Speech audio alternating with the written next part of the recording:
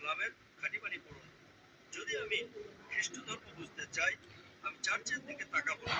চার্চকে church বাইবেলের তত্ত্বাবধায়ক নয়। চার্চই খ্রিস্টান তৈরি করেছে। যদি চার্চ না থাকতো তবে কোনো খ্রিস্টান থাকতো না।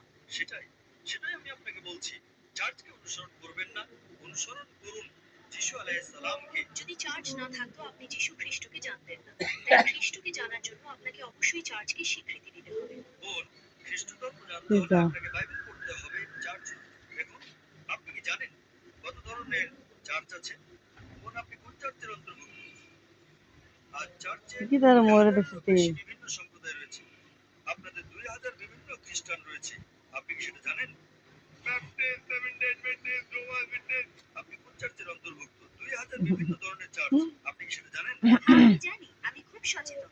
তাহলে আপনি কি বলতে চান যে এখানে 2000 বিভিন্ন ধরনের খ্রিস্টান? সেই কারণে বোন, যদি বইলা দেন বুঝতে চান, বাইবেল পড়ুন।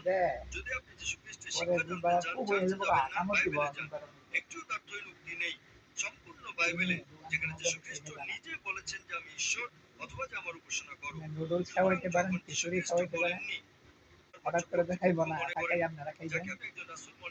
না, খিচুড়ি খাই, নুডলস খাই। রান্না করবেন, একবারে খাইয়া দেন। আবার দ্বিতীয়বার গরম করে খাইবেন।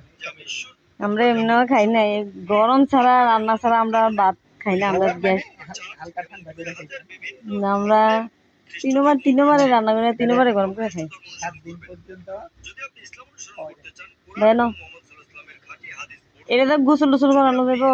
গোসল করা যাবে না, হালকা গরম করে একটু পানি দিয়ে